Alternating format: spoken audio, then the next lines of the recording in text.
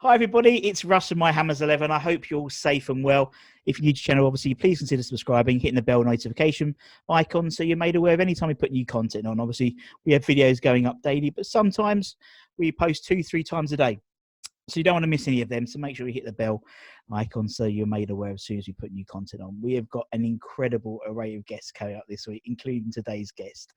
He played, 304 games for the Hammers across a 9-year period.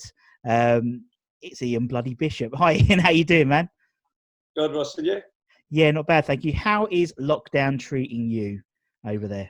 It's a bit looser over here, mate. I think must have been playing golf at least 4 times a week for the last 3 weeks, maybe a month, something like that. The bars are back open, maybe 50-60%, capacity, but still somewhere to go after we finished on the golf course, mate. So it hasn't been too bad. And the funny thing is, I've watched a few of your podcasts, and I think was it Sam told me you're getting used to being inside. Yeah. That going out felt like I didn't want to go out. You've been in for that long that you didn't want to go out, and then you realise how freaking stupid people are. And I thought it wasn't so bad sitting in the house. No, I know what you mean, and it's nice to, in a weird way, it's nice to not have the pressure of doing stuff over the weekend. Do you know what I mean? It's like you work, I work in the office 9 to 5. Come the weekend, when obviously West Ham it wasn't a West Ham weekend. It's like we have to go out and do stuff, and we can't do anything. So it's quite sort of like, not under any pressure, no pressure. Exactly. But it's things are getting better, and obviously, a couple of weeks' time, we'll have some football to moan about. So we shall see. Yeah. I actually did I did a video, for little Isla. Yeah. The little girl, little West Ham fan, and one of the West Ham fans from long time ago, a lady called Nicola, who used to be there when we were playing, and we sort of like stay in touch with her a little bit, She's asked me to do this down a beer for Isla and then nominate 4 people, and I ended up doing the video. I actually put my own little spin on it, but after I'd done it, I went to bed. I come home and I actually got my son to tweet it out because the video was too long. I don't have Twitter on my computer, so it was too long for my phone. I asked my son to do it from the other website, and I would from the other the podcast site, the Twitter account, and I would retweet it. And then I've done that, and then I woke myself up about 3 o'clock in the morning.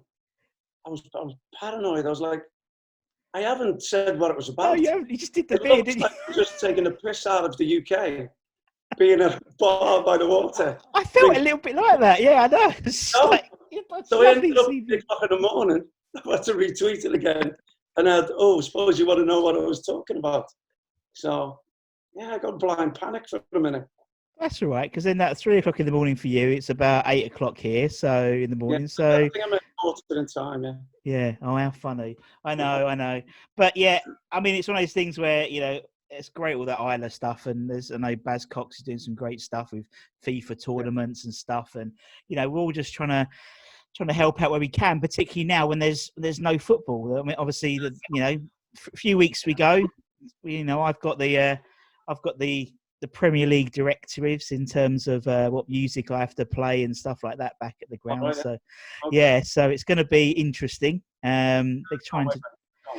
I can't wait. I'm a bit tentative, I'll be honest, because it's like it's a bit weird. I'm quite used to not having football at the moment in a weird way. Do you know what I mean? Nothing to moan about. But just that relegation fight being frozen in front of you, I don't like it. No. It's like I want to be safe. I don't want to keep looking at it. I want it to happen whatever way, and hopefully it will happen in a good way. But West Ham and also for Bournemouth, by the way, I must say. Yeah. I don't want them to go down. Obviously. No. It might be a tough call, to be perfectly honest, but we'll see. We'll see what happens. But I think actually the neutral thing, and Kevin King, when I was talking to Kev the other day, he said it was a good point. By being empty crowds and things like that, the lower down teams are going to fancy that sort of mid-table team and think they might get something. I don't know. We've got to play Tottenham because there's no animosity, there's no crowd noise, and actually sometimes when the crowd's on your back when you're not performing well, it can have a detrimental effect to the players. So definitely, and I think some of them will benefit from there being no crowd and that pressure. especially in a relegation fight. Some of them will, I mean, have you noticed, have you seen any of the German football? There's less diving and play acting. Maybe that's the pressure the crowd brings as well, because, the fear of losing possession and having to fake a dive or fall down just to keep possession. Maybe with the crowd not there, that's changed it a little bit. Yeah, possibly. I mean, we'll see. We'll see what happens. I've got a sneaky feeling. I mean, I don't know what's going to happen with the rest of the season, but at the end of the day, I believe with the adage, you don't know what you've got till it's gone, and not having football, not having any football is worse than having football, even if it is a relegation scrap. It's still football. And I think people will be a bit more relieved. And then eventually, when everyone does get back to the London Stadium, all 60,000, that's going to be a lovely moment, because. I mean, I think we should take the opportunity as well to capitalise sort of on the situation. It may have been a time for the owners to come together again with the fans and realise, how much it all means now that we've been without it. And maybe like a fresh start, and let's take it from here, because unfortunately, just before the break, they sort of performed really well in the 3 games before, I think it was after the Man City game. They performed even though they lost at Arsenal, so hopefully that was the beginning of a turnaround. Yeah. And we'll see. And we've got a fully fit squad, which is very unusual for us. Yeah, so God forbid everything happens, and we'll see what happens. And as you said, it will all come out in the wash, won't it, whatever happens. So definitely, yeah. Anyway, that's how basically this channel came about. So, I was a bit bored. And so I thought, well, there must be loads of other people who are bored, but wanted to talk about the good days, so to speak, and looking back, because they had nothing to moan about in the present day.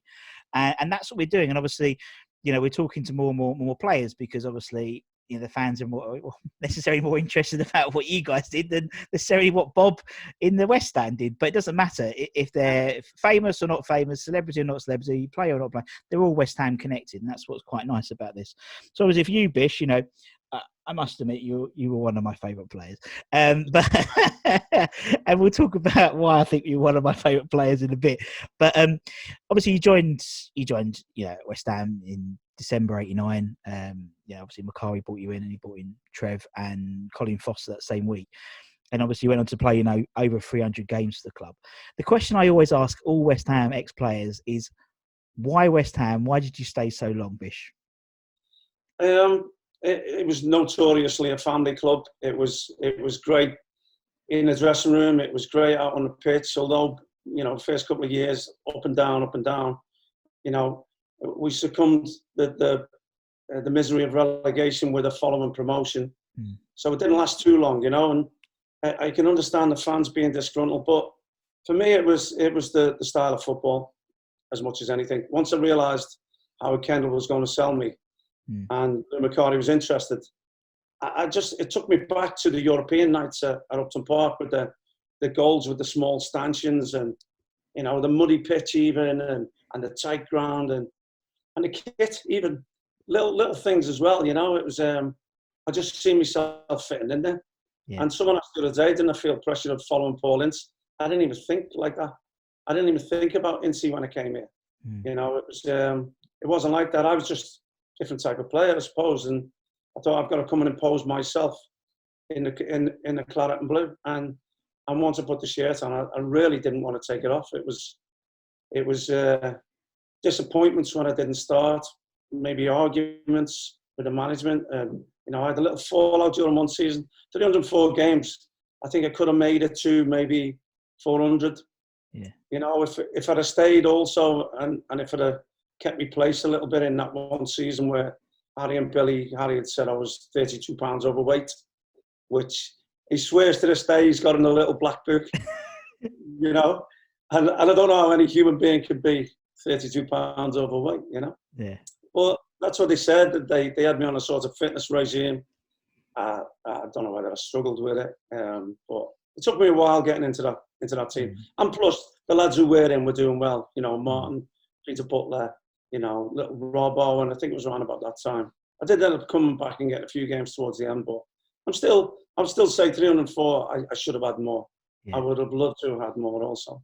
And the testimonial thing, mate, that year, being on the bench 23 times, only getting on the field 3 times. It wasn't about money for me. It was about football. And if it wasn't Man City coming in, I probably wouldn't have left. Yeah, Probably, I mean, probably would have stayed. yeah, You know, and I feel I could have fought my way back in. I wasn't ready to leave the Premier League, don't get me wrong. I wasn't ready to leave West Ham. You know, I'd played in the Chelsea game, I think, before I left. We won 2-1, was it? I think I had a part in both the goals. And, you know, it might have been then, but we'd already decided that, you know, if another club came in, he would give me a free transfer. And it would save him having a pain in the arse year I would have given with a testimonial and all the functions, you know. So it was, and then it was Joe Royal and Man City. And I didn't care what division they were in. It was going to be playing football. Now I don't finish business. So it was, I mean, it was sad that I never got to say goodbye properly. That was the biggest thing. Yeah, no, I understand that.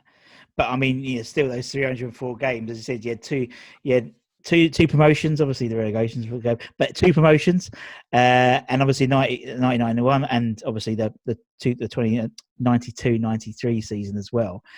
I mean, there was so many. Obviously, you know, we've got the semi-final, which everyone talks about all the time and still talks about as just the most mental fan experience of losing 4-0, but like it was like you'd won the cup, you hoisted up on your shoulders. Absolutely mental.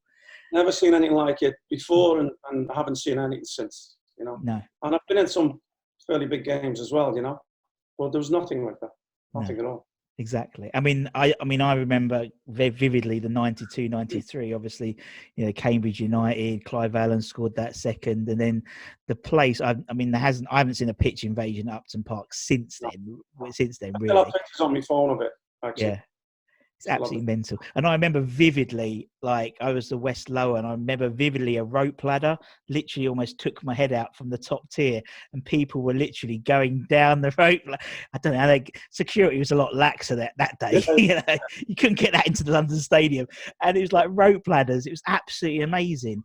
But as you said, I mean, the thing that comes across, and you said about the fans and the passion of the fans, that's what comes across in this series and this sort of project. You know, football is almost it's like the secondary thing to West Ham fans. It's all about the community and the family, and obviously, you know, that's so true with the players as well. You know, you talk to the guys like Mad Dog and Kev, and they talk so highly of everyone in that team, that era, and it seems to be a real sort of nice bond. It was. You had it was a special bond, mate. Yeah, it was a special bond. You know, exactly. And don't get me wrong. In 9 years, players came and went. You know. Yeah. But the earliest part of the 90s was you know, where we built that bond. But maybe it had something to do with going down together, you know, being in that fight together, being on the battlefield together, and then having the joy of the promotion and going through that together, you know, a couple of times. Yeah. But eventually we got it right, didn't we? We stabilised things, and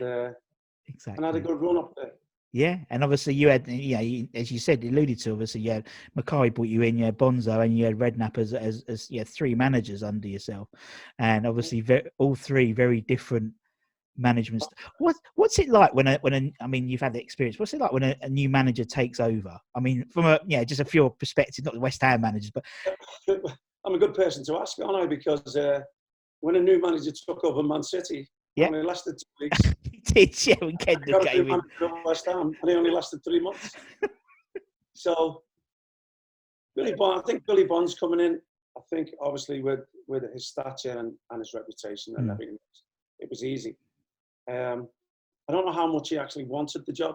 I think he was comfortable in his role with the academy, but, you know, thrust into it. And in all honesty, I think was too honest to be a football manager. I think that's, you know, the rumours that go around, what happened with him leaving. You know, I love Bill. That season we had in 91, and you know, for somebody like him to entrust me with the captain's armband. Exactly. Somebody like Billy Bonds, who it was an example as a gentleman, as an athlete, to see him in the gym before training, as the manager. To see him in the gym after training, and knowing that he would join in training and still be up there with the running, probably top 3 fitness-wise. You know, you couldn't help but admire the man, and just a lovely bloke. You know, for your manager to give you that faith and confidence. And then Monday mornings, he'd know we'd have a good weekend. He'd come in and go, "How was your weekend? We'll run it off, put a bag on, run it off." you know. Yeah. So we knew we'd been out and had a few beers at the weekend, and he was fine with it. You do your work, enjoy yourself, you know. Yeah, and I think that sort of era, so to speak, was probably the last. I mean, it's the last era, I think, where there was real characters in the game. Do you know what I mean? So, like, the stories of, I don't know. I mean, Martin. We won't say who the player was. We'll call him um, Alvin Martin. We'll call him. We'll just make up a name. He mentioned how there was several players, including potentially yourself, who used to eat a lot of polos during training. Extra strong mints. CC used to make sure he'd pick me up. If he knew we'd had a heavy weekend, he'd make sure he'd pick me up. And he'd have the extra strong mints in the car for me. And I'd stick about 5 in. And I'd drive to training like his dog with my head out the window, trying to get the fresh air on my face. Because he knew Harry'd be at me as soon as I got there, you know. Oh dear, how funny. We looked after each other. Yeah. That's what comes across. I think there's certain sort of groups of players. Obviously, the boys of '86, they looked after each other, and your era. And then I think that's probably, in the last era, because then you don't hear this, particularly now. I think the game is almost too professional that there's no real characters in the game anymore. Do you know what I mean? Sort of like yourself, Martin Allen, Johnny Moncur, Trev Morley, all these types of people. You don't get them anymore in now, and it's a shame, really. It goes on, Dixie, Gailey, different characters, Frankie Mack. You talk. We had a squad of them. It wasn't just one or two in the dressing room that kept the dressing room alive. It was a squad of them, And I was actually an adopted boy of '86. Yes. Because whenever they have parties, they do phone me up. Whenever they get together, if they meet in London or whatever, I'm home. I mean, I think one time, Wardy, Gailey, Georgie, TC, and I remember Dev was there, and I mean, he changed a hell of a lot, from when he played. I mean, Dev has, yeah. You could still, but Dev's changed a hell of a lot. And I obviously know him, and I played with him when I signed. He was there, so obviously he stood up and shook my hand and went, "Alan Devonshire." He knows how much he's changed, But it was brilliant, it's always fun being with him, I mean, a little bit of envy that I wish I could have been a part of that, Yeah.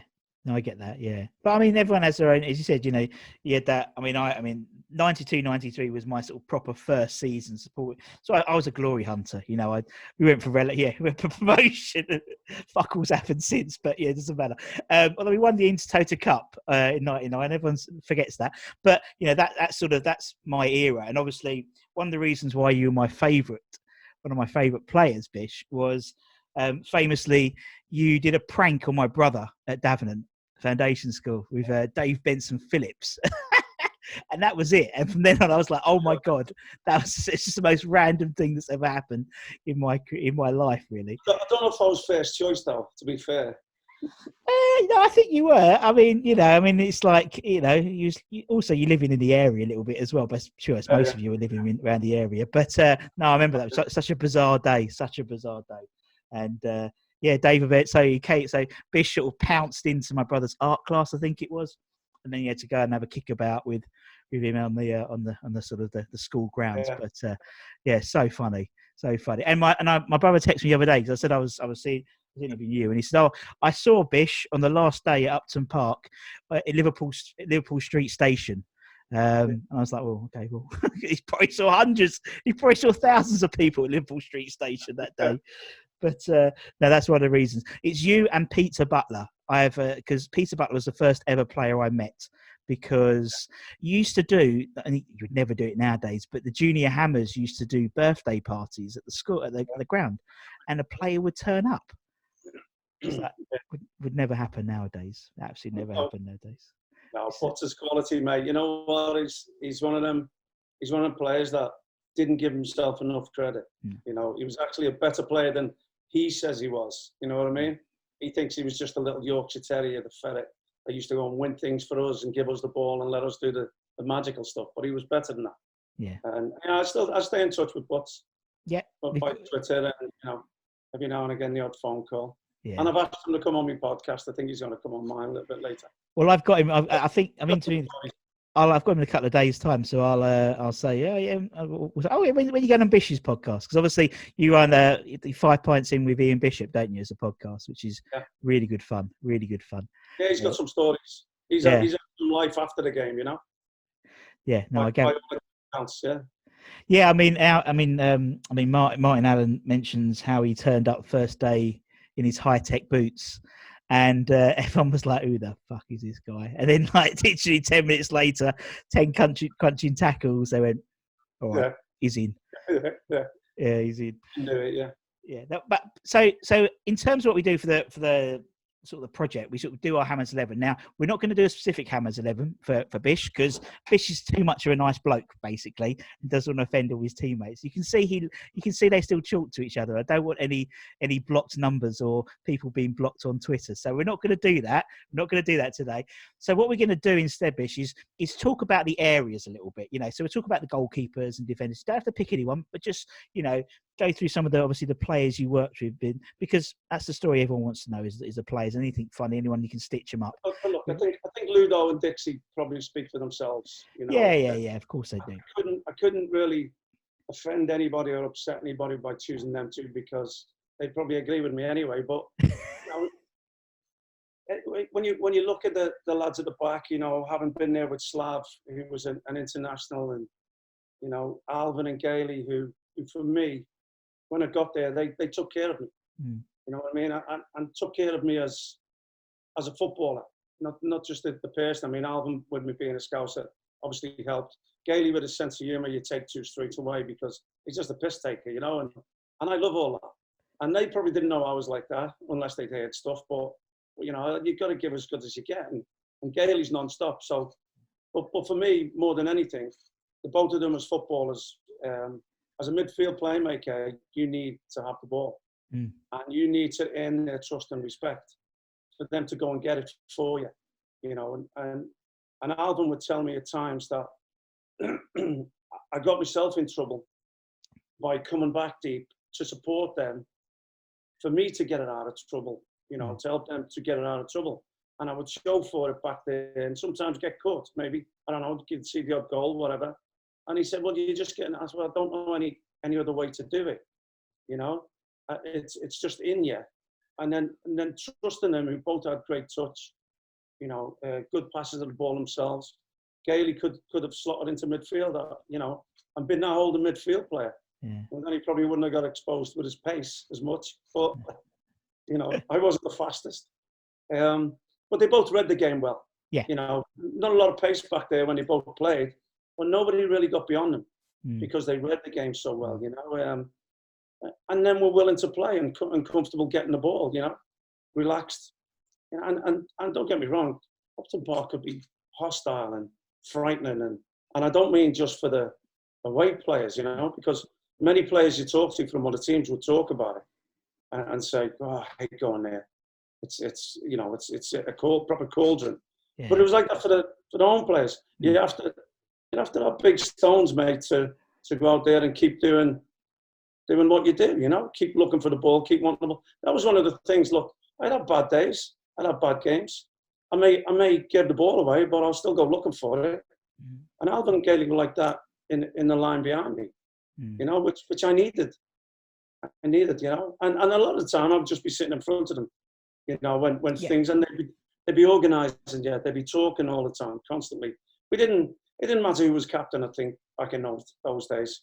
We were all leaders and talkers and organisers, you know. And really, two lads you could have a row with on the field, and it'd be done and dusted.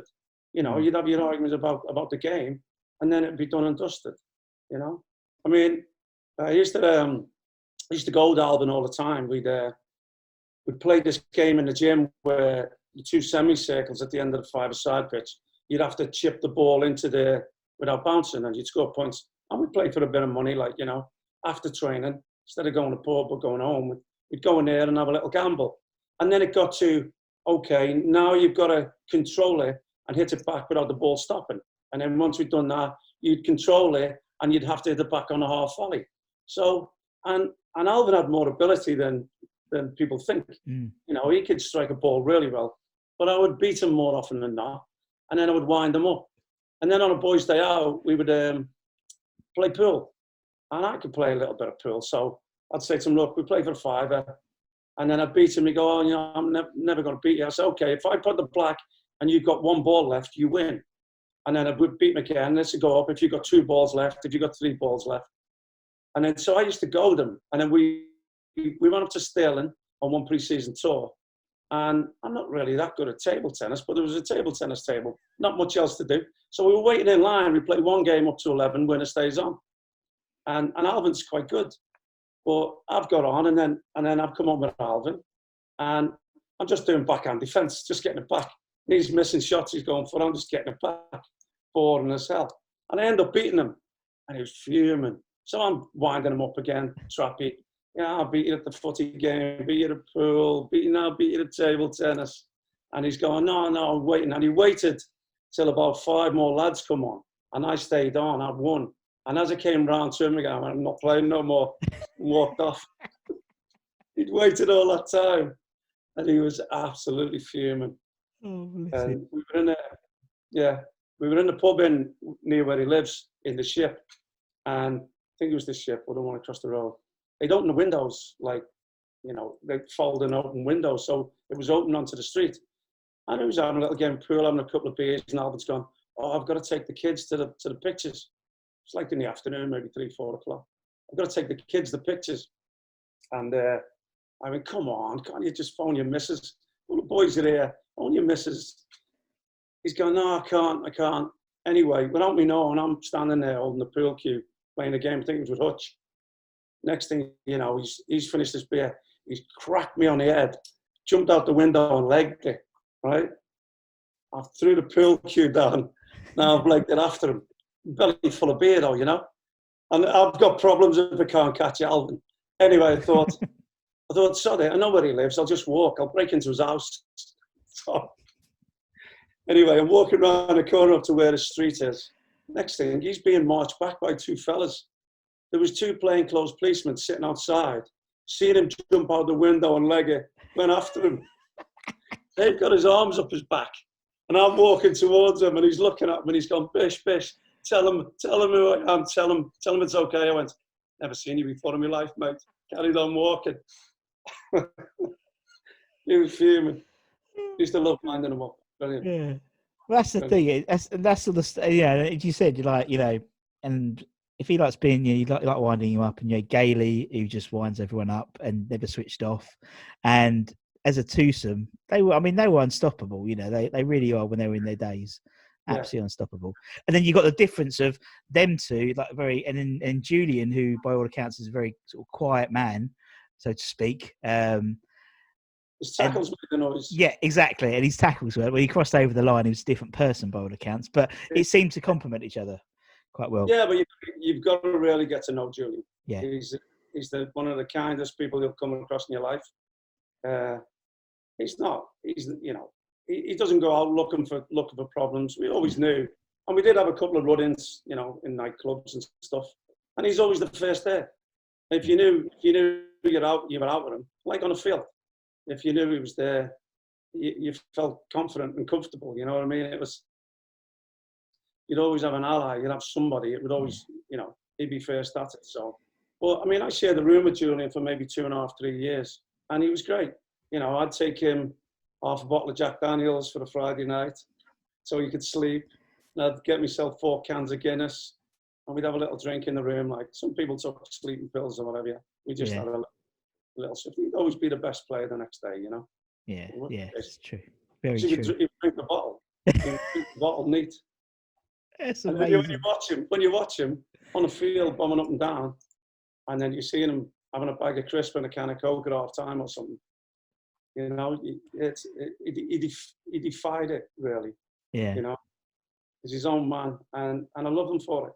Yeah, exactly. And he was an example with the way he played. He wasn't a vocal captain, but he led by the way he played, and he trained exactly the way he played. Yeah, kicking out of everyone. And obviously not bad golfer as well. So no. I thought, you know, he'd have given him more of a go because he was. I think he was scratching the end, was he? Yeah. something like that. Yeah. that. Johnny Monks is the same. Yeah. Johnny Yeah. Well, Monks. you had some nice golf. When I think from Chadwell back to Loughton or whatever, you had a couple of nice golf courses anyway to go to. You got Thaden Boys and Hainault and stuff like that. So, Well, yeah. I lived on the fourth green at Chigwell. Oh, did you? The fourth green was right outside my garden. Yeah, so half an hour before it went dark, I'd go out and play the fourth and the fifth. Come back up the fourth. Tell you, I remember the chairman at the time, Martin Cairns, because my garden was elevated, so you look down onto the green, and it just used to sit in the garden of a weekend or whatever. And then Martin Cairns came up with three of his obviously fellow members, and I've gone, "Oh, chairman," he's gone, I must have turned around and gone, "Oh shit." I've gone, "Do you want a drink?" He went, "Oh yes, I wouldn't mind a drink. I'm a bit paused." When he got a 6-pack out the garage. Yeah. There we go. Some orange juice or something. In the 6-pack. Oh, brilliant. Oh, so funny. So, obviously, you know, those are sort of defenders, we'll say. We'll talk about midfield. Now, obviously, you've already mentioned a few of them. You know, obviously, Mad Dog, you know, Monks. You had Pete Butler. Can we go to Timmy Breaker, Kenny Brown? Yeah, of course we can. Yeah, of course we can. Potsy, you know, whether he was right back, whether he was centre back. This is why it's so difficult. Yeah. This is why it's so difficult. And it's not just hurting people's feelings or their friends. It is really tough to do it. You know, they had their different qualities, and I couldn't say one was better than the other. Yeah. Do I go by how long I played with players or how good they actually were when you played with them, you know? I mean, like I said to you earlier, it's like asking your mum and dad who your favourite child is. Yeah. And look, even to the extent of, you don't send me the players that haven't picked me. Do you know what? I figured it out. You have appeared in 15%, considering how many players have been around from the mid-60s to now. 15% of our Hammers 11s have featured you. But look, you know, the good thing is, it is nice to know that you've had an impact. Of course. You know, on your peers, you know. It wasn't, you know, it wasn't great seasons every season. No. But I'd like to think that they knew, even in the bad times, that I was there, you know. Yeah. I wasn't just like your flashy playmaker. I could actually do the work as well. And it probably doesn't look like that from the side, or I never believed it did, you know. I used to hear whispers about I pass sideways too often, I don't get my foot in enough. You know, you go out and you're in amongst fans, you know, and it's because I always did. I always went for a beer after the game. I always went in my local at least, because I feel if you do it when you win, you've got to go and face the music when you don't. True. Because people want answers. And sometimes you can say something to make them realise that, okay, they are just human, you know. It's not just looking at somebody out on the field and never having a connection with them. And maybe what I was saying rang true to them. Or maybe I just said, I had a shiter today. You know, and they'd prefer your honesty. Yeah. But there was games. Look, a lot of players lived and died by their scores in the paper. And I remember looking at it sometimes, going, wasn't it 8? I was a 5. Or, you know what I mean? Or, I'm not a 5. I played out my skin yesterday. So it's all about people's opinions. I mean, getting back to Timmy, I always talk about Timmy and Dixie when they talk about the modern fullback. They bombed on for fun, didn't they? Dixie, 11, 12, 13 goals in one season. Yep, took goals for one season. But even if it's 8 or 9, for a left back, Timmy used to get crosses in with balls across. He was fit. You know, the likes of Potsy and Kenny Brown was unfortunate maybe that there was a Timmy Breaker. Yeah. And when they did come in and play, every bit as good. Yeah. You know, offered different things. But that's when you come down to it, it's the choice of a manager, and you can't play everybody. But you know you can rely on people if something goes wrong with somebody. And I think we had that at the back throughout the years. You know, even not mentioning what a solid job Mark Reaper did for us. Yeah. What a job Fozzie did when he was playing. You know, and even now thinking have I left anyone out? You know, I mean, Slav for me was at the back was great. You know, he had an aura about him, to be honest with you, and was a footballer and did have confidence in you. Although he played with some of the best players in the world, you know, he when you sat and talked football with him, he knew what he was talking about, and you know, he could tell you something that you probably didn't recognise about yourself, and it would help, you know. Going into midfield, when you're looking at, I know you've been doing like a natural 4-4-2. Yeah.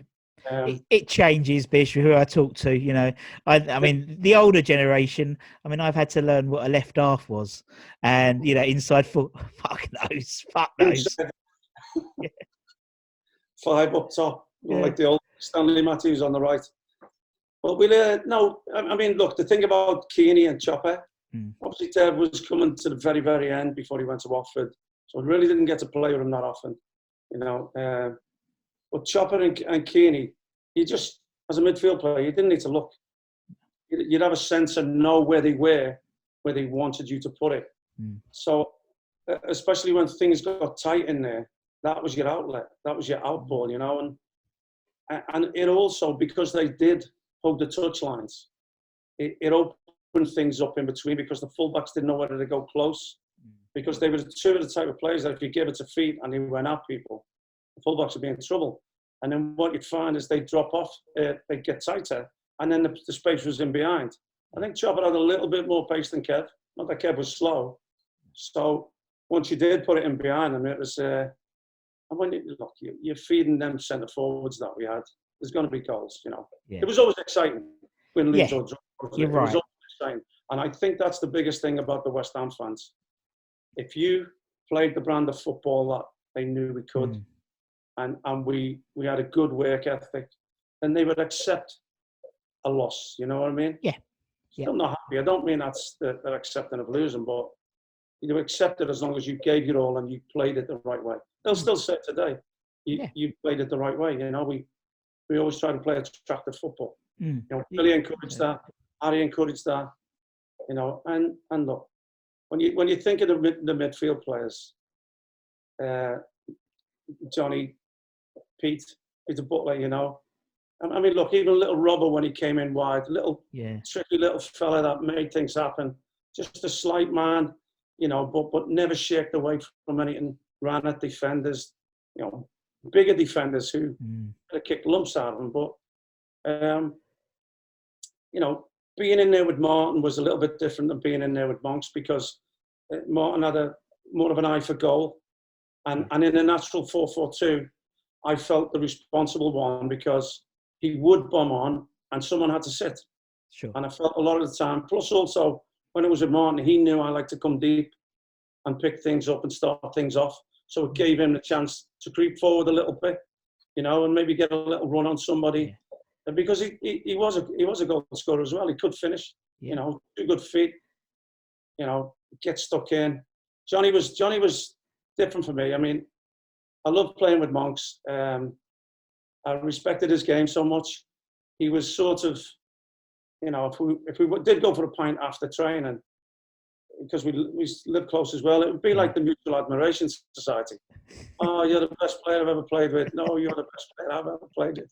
Oh, you do this and do that, and you're too. I said, well, you are, and all that. And well, he was nuts. He's absolute nuts. Absolute nuts. I mean, I could say that amongst the gang of nutcases. He was nuts. Martin was eccentric and nuts. Can you imagine what our Christmas parties are like? That's what I mean. It's like, I mean, that's the thing. It's like, it's unbearable. It was the second best day after staying up fighting the relegation battle. If we'd won that game, that would only beat the Christmas party, you know. We look forward to it. I mean, times changed. Back then, you know, we all liked the pint, and the fact was, we loved each other off the field. There was no bickering and little gangs and cliques and whispers about people, you know. And then even when Mike Marsh came, and you imagine me, Monks, Marshy in there, who's going to get the ball? You know, I mean, that was always the same with me and Monks. Why do you need a ball winner if you don't give the ball to them in the first place? So it was a case of the positive outlook was, let's play first. You you know, and Monks could get his foot in as well. He wasn't shy of getting a booking, was he? No, Right? no. A lot of that as well. Yeah, and I always remember, particularly towards the latter end of Monks's career at Upton Park, you know, he was a sub quite a bit, and that was almost like a new sort of sense of material, you know, jockeying the linesman. I think once he pulled the linesman's shorts down, if I remember. And so it's almost like this new lease of life. And you knew he was just going to come on and get a booking.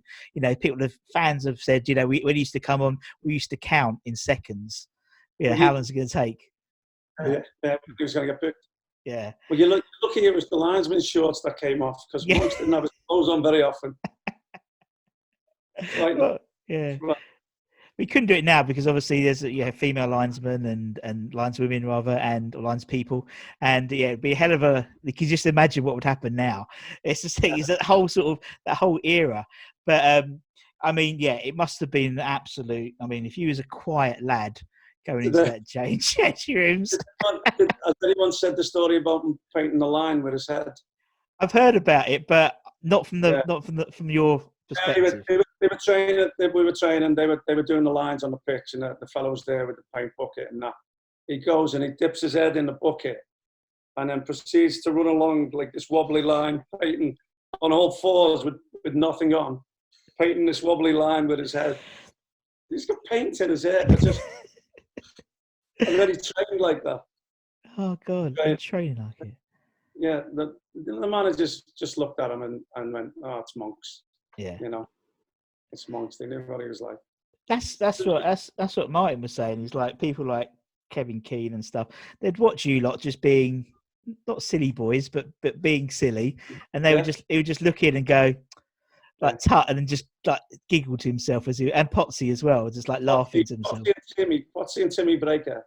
Yeah, they were the silent assassins. You know, I mean, Kev didn't really come out that often. He didn't drink. No. Timmy and Potsy liked the pint, but didn't want to be seen as they were us, you know what I mean?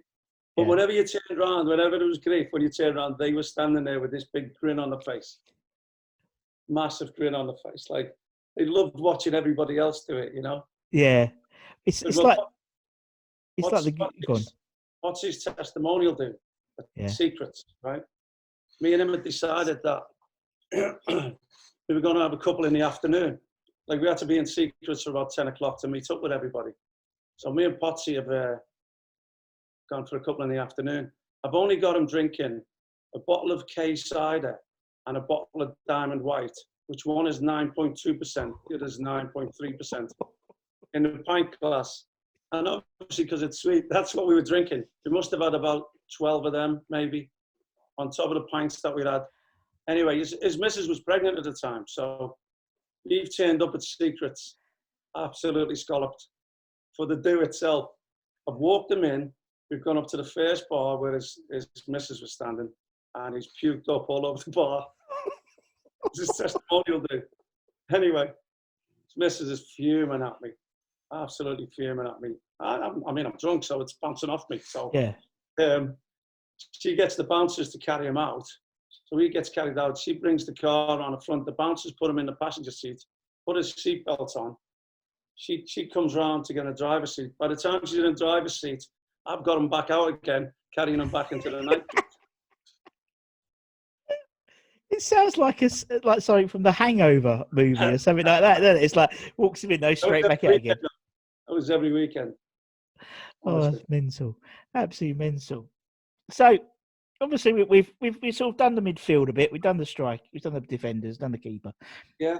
Strikers now. Okay, so this is where my dilemma is. Look. Yeah. I got Trevor Morley, Frank McAvenny. Yeah. Tony Cotty, Clive Allen, Marco Boogers. Martin tells a story about Marco Boogers, and he ruined with him for it, like, you know, and how weird he was. But this is what I'm saying. Like, how do you choose two of them for?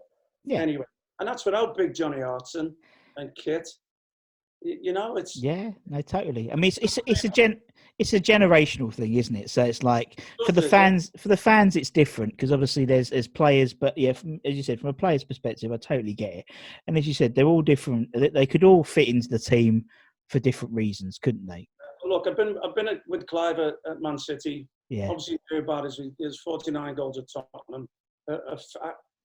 Finishing wise, I'd say TC and Clive as finishers, natural finishers. You know, Frank and Trev could conjure something up and did other things. You know, Frank could get in the channels for you, and Trev would hold things up and throw his body into things that you'd wince at. You know, like same with Julian. You know, I mean, we used to call him Nudger because he had this dead man's carcass. You know, that was immovable, and it looked like one as well. To be honest, with you, weird shaped man, but obviously a great friend of mine. You know, and similar with TC and Frank in different ways. You know, Frank was me party animal friend when we went to West End, and you know, me and Trev would head down the East End sometimes, go to the Isle of Dogs, or to see my mate Mark Newson, who played for Fulham, and we were teammates at Bournemouth. He's a big West Ham fan. Problem was his brother was Millwall, so we go in some areas and it wouldn't be friendly. And it wouldn't be until about 6 pints that I'd start chirping back at them. But you know, for different reasons. I mean, one time with Frank, I mean, it was. I actually seen his debut for Scotland. I was in Glasgow with a mate, staying at my mate's house, and we went to see, I think it was Scotland, Australia. And I don't know if I ever told him that, but he's dinked a little ball over the keeper like he scored on his debut, I think. Yeah. If I remember rightly. Australia, I think it was. But I think it was his last game, Forest at home, wasn't it? And he scored a hat-trick. He come on half time, scored a hat-trick, right? And somebody's gone down injured, and me and Frank are standing there, our arms around each other, talking.